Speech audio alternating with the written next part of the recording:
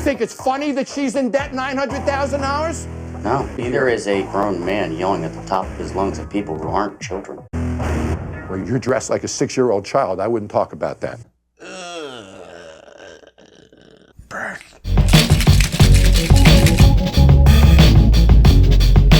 What's up guys, it's your boy Alan again, back with another video, and today we're gonna watch another episode of Bar Rescue. But before we start, don't forget to hit that subscribe button, and let's go check this out. There it is, Piratz Tavern. The place looks completely dead. They live this pirate lifestyle in there. The Yelp reviews are terrible.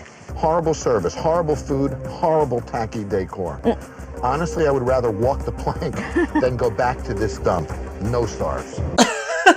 No stars, is that possible? I love it when people put like 1 star and then they'll say something like, oh, I'll put 0 stars if it was possible, or something like that. Nicole heads into Piratz Tavern, a 2,800 square foot linear space with an underutilized stretch of table seating in the front and a bar area in the back. That's a horrible design. Why would you put the bar in the back? The bar should be the first thing you see, especially because it is a bar. Certain hours, you know, like especially after work, the bars are usually busy. So even though the bar might have people, when a guest that walks by, they look into it, it looks empty, so they just walk away. When people look inside the door of a bar and they see a packed crowd, they usually want to get in. And if you're putting the bar in the back and that's the main focus, and they see an empty hallway or empty tables that's in front, of course they're not going to come in because they're like, oh, this place is dead. Outside is an unoccupied patio. See, that sucks because that outdoor area is amazing. Like people love outdoor patios. Like, it doesn't make sense that they don't market it better, that they should be like, hey, we have outdoor seating. My first impression heading into Piratz is they're really in their own little world here. There are some phallic symbols in the back. The waitresses are pouring out of their shirts. Are they trying to be a pirate themed bar or Coyote Ugly? Can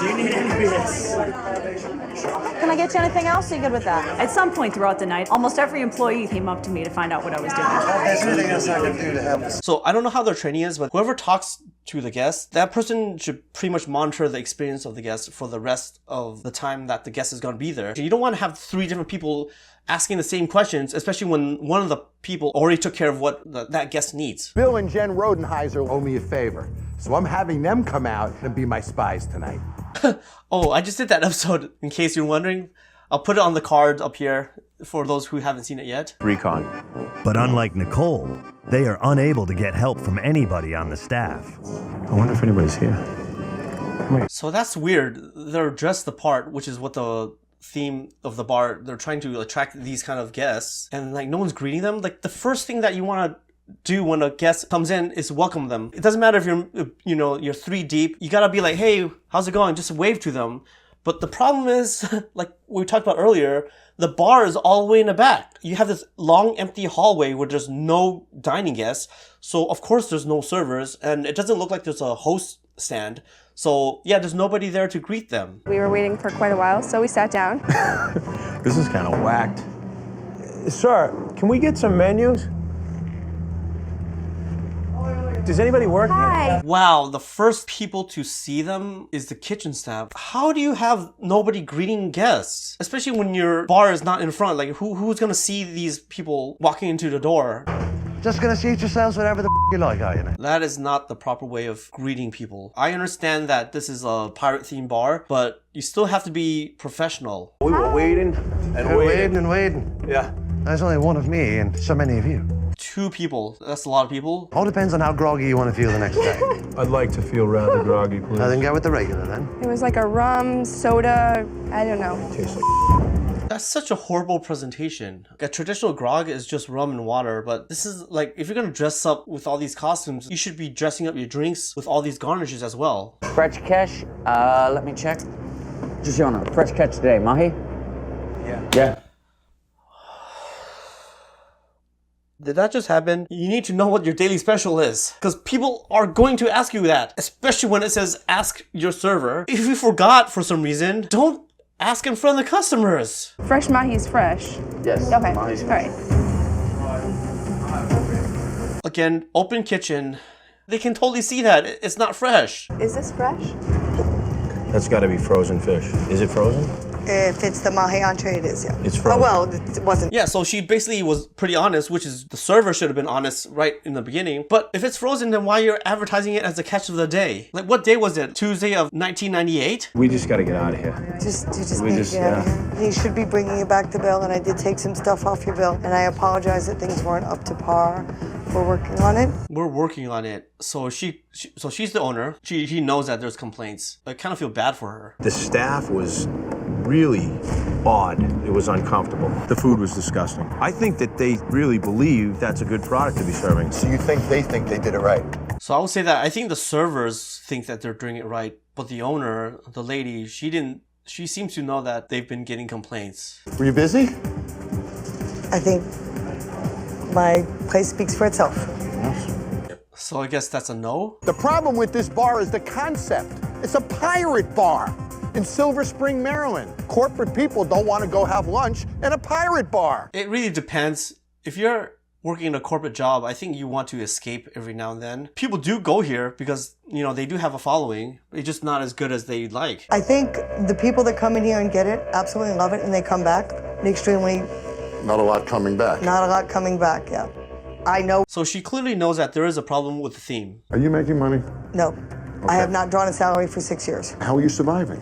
6 years? That is a long time. I've been bartending for 10 years. Yeah, like how is she staying in business for such a long time if they're not making money? I live with my parents in the basement of their house. Man, I really, really feel bad for her. Like, nobody should be in this kind of situation. With my husband and my 17-year-old daughter.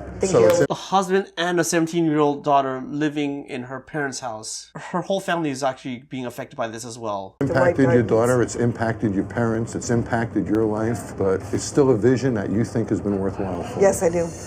It's one thing to be ambitious and try out new themes and to be exciting and controversial, but it's affecting her family. If you're working on your own and you want to be experimental and exciting and taking risks, then yeah, of course it's okay, because the only person who is going to suffer the consequences is probably you. But 6-7 years of this with a family who is being affected by this is the time that you have to rethink your concept. Like, this might be a dream of mine, but it's a nightmare to my loved ones. I mean, I sent my recon people in, a couple in the pirate suits. Really? Yes. You comped their entire food, didn't you? Yes. The fresh. All the food? Yeah, the way that she reacted, she was like, yeah, the food's not that good. Yeah, you can't, like, comping dishes should not be a regular thing. It should not be the first line of defense. If you can't win them over with food, either try to have it remade or recommend something else that you think is better, or charm them. The vibe that she's giving off is that they're not trying. She knows that this is a problem. And these kind of inherent problems, you can't just be giving away free food to, like, please come back. Guess what? Nobody comes back for free, crappy food. She knows what the problem is. And she's running it this way for 6 or 7 years. Fish was frozen. It was a lie. But you sit before me saying this is your dream. That's true. Are you ashamed? No. You're not ashamed? No. Well, how is she not ashamed of this? She literally just admitted that she knows the food and service sucks. And she also said she's losing money. What makes you ashamed? I have an establishment that I believe... You're not ashamed of what you're doing. No. Then I can't help you. So why are you even doing this? This is a business. You can't just lie to customers and saying that it's fresh when it's not. If she's not ashamed of this, then what's her standard of what makes her proud? The fact that she's winging it? What the that guy talk like that, eh? The food is good. Your food is the worst I've ever seen. It stinks. I don't... Oh my god. The kitchen heard that? Oh god. But he cooked the food. Like, how are you gonna deny that you just literally tore a packet with frozen fish? She had to buy them your dinner tonight because you blew it. Oh! Because the customer... No, because you blew it. And how dare you put her... Oh. So this guy not only insults John Taffer, but he also insults the guests. And yeah, she just admitted that the food sucks. She was not saying it as loud as John Taffer was. Owner Tracy has called world-renowned bar consultant John Taffer for help. As soon as John suggests one big problem might be her husband Giussiano's abilities as chef. Your food's... Wait, that guy is her husband? You guys are pouring drinks that people are complaining about. You're serving food that people can't eat. And she... So everyone knows this. The bartenders know the drink sucks, and the back of the house knows that the food sucks. Like, it's frustrating where you have these bar rescue episodes where everyone knows why it's losing money except the owner. She's the one that called for help, but she's also saying that everything's fine. You think it's funny that she's in debt $900,000? No, neither is a grown man yelling at the top of his lungs at people who aren't children. Well, you're dressed like a 6-year-old child. I wouldn't talk about that. At over 18 pages long, with over 146 choices, the Pirates menu... What? They're cooking with finest call pina colada mix? They're cooking with bar mixers? What is this? What's going on here? On average, customers spend 109 seconds reading and deciding their menu choice. Beyond this point, research shows customers become fatigued and they buy less. 18 pages is insane. That's like a short story. And they said they had 140 items. Can you imagine looking through 140 items? They should already know what appetizers they want within like 12 minutes just to get things started. Not only is it going to take a long time for them to order, but when they want to order something else, it's going to take another whatever length of time they need to order some more items. So if the appetizers took them like 20 minutes, 40 minutes to look at, guess what? The entree is going to take another 20 to 40 minutes for them to look at. Like, people just want a concise menu so that people are like, oh, that's the type of dish I want. That's the type of dish I want. Like, can you imagine like taking a birthday party or some kind of celebration where you have like 8 to 12 people and you have to explain every single dish item for things that they have questions on, just going around this table, and then it's gonna not only ruin the vibe of the people who are sitting there as a guest, but the servers who have to explain every single dish, all 140 items, repeatedly throughout the night. Like, that's not good for them neither. Chef Capon watches him prepare a signature Pirates dish. I call it burning beets. That's chicken and habanero. Jeez, that's like a lot of habanero. You want some chicken with that habanero? I'm not eating anymore. Come on, man, come on.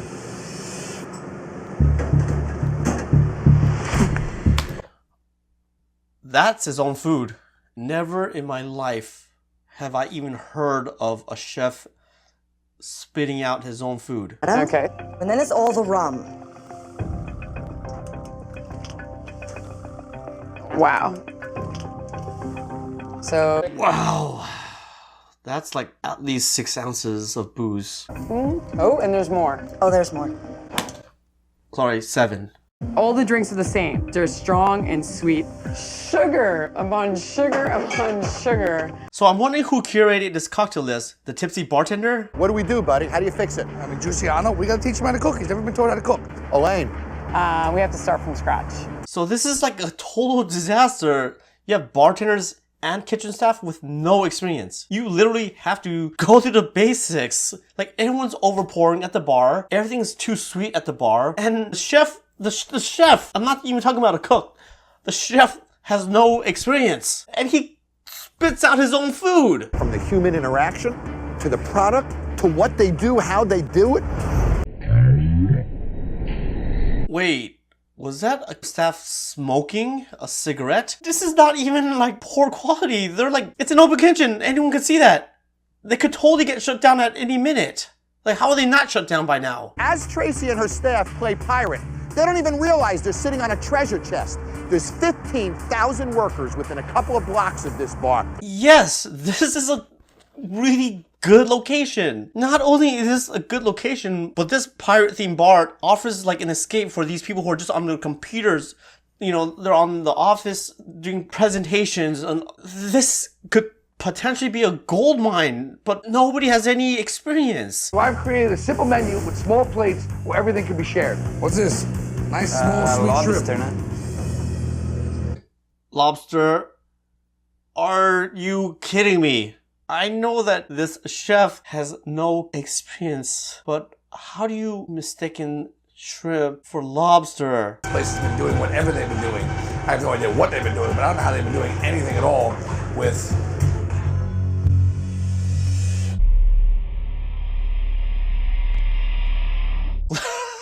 The box of gloves just fell on top of the grill. What is going on here? When you walk in a bar, first impressions are everything. Ladies, good evening. What brings you here this time? Mike, are you still a pirate, or are we back to normal? Let's do it in normal people voices and not in pirate. You asked me to have a conversation. Wait, is that his real voice or is that an act? I honestly thought that was his accent. Wow, he is really deeply committed to this pirate life. That is your Dutch Collins. You put soda in before you shook. Yeah, you cannot do that. Yep, I talked about this before. Do not put carbonated liquids into your shaker, because when you shake it, it's gonna explode. Guys, can I take a food order for you? Yeah, you already got my order, right? Yes. He forgot that he talked to them already.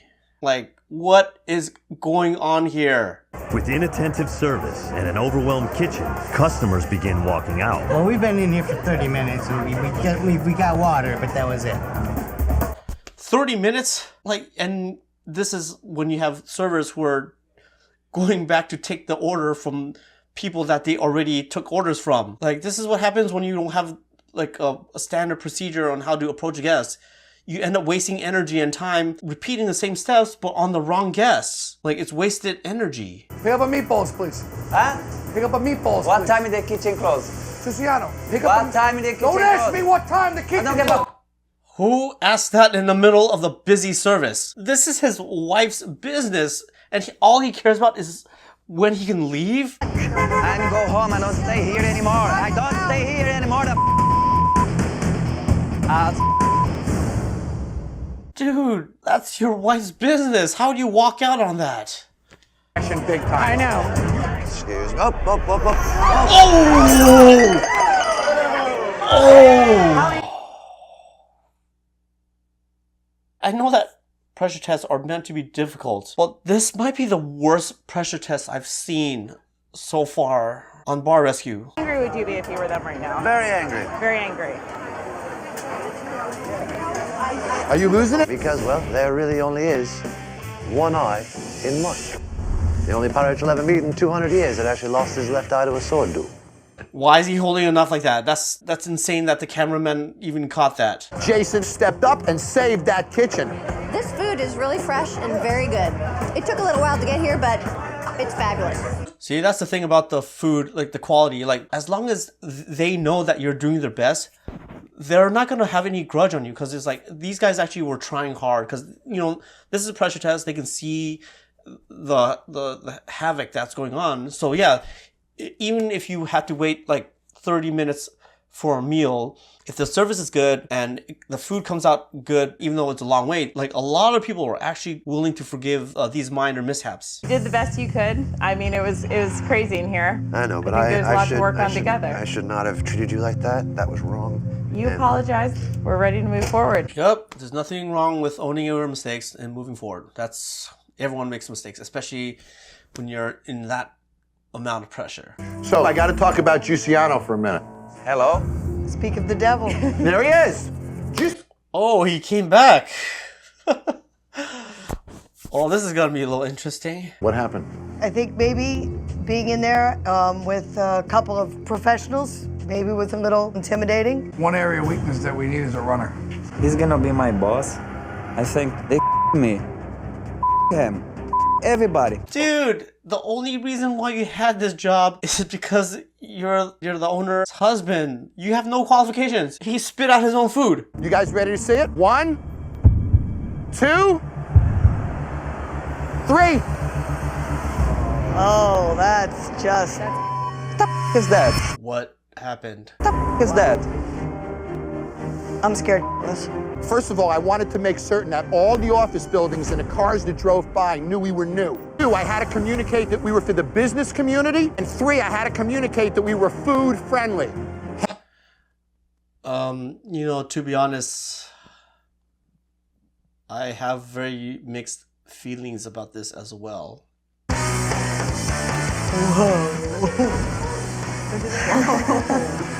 Oh, this is gonna be so much easier to clean. This is making me feel better. Okay, at least the interior makes them feel a lot better. So, Okay, I want to go out in the patio for a minute. Oh my God. Guys, there's nothing like this downtown. Take out. that outdoor patio looks amazing. I honestly thought that it looked pretty good before because I like to drink outside. I always loved outdoor patios, and it was so underutilized before, but that looks amazing. A self-service tap where customers can pour their own draft beer. After a server checks ID, customers can be given an access key that allows 2 beers per transaction. And what is that? This is pretty insane. There's a bar that just opened in my neighborhood that does something like this. That's crazy that this episode was filmed 9 years ago and they had this. Rum and Coke and a margarita. All right. I'm actually really liking this machine. It makes pleasing customers really simple, and that's the important thing here. Margarita, there we go. That is absolutely true. Even though the machine might not produce the perfect cocktail, as long as it makes customers happy and it's like, people can talk about it. It's like, oh, this is a really cool gadget that they have. Like, these things, like, as long as it makes people happy, that's the most important part. Even if the robot doesn't make a perfect martini, well, perfect martini as the perfect dry martini, the cool factor, like, you know, it's like a photo booth. Like, these photo booths, they don't take good pictures, but people do them anyway because it makes it different. It gives them a reason to come back. Really enjoying the new place. Thanks for having us. That's really not what I want to hear. So she wants this new concept to fail? Like, what's her goal? Does she want to live her dream as a pirate, or does she want to put her kid into college? Hey, if you enjoyed that, don't forget to check out these other videos as well, and please leave a comment on what video I should react to next. And if you haven't done so already, please like and subscribe, and I'll see you guys on the next one.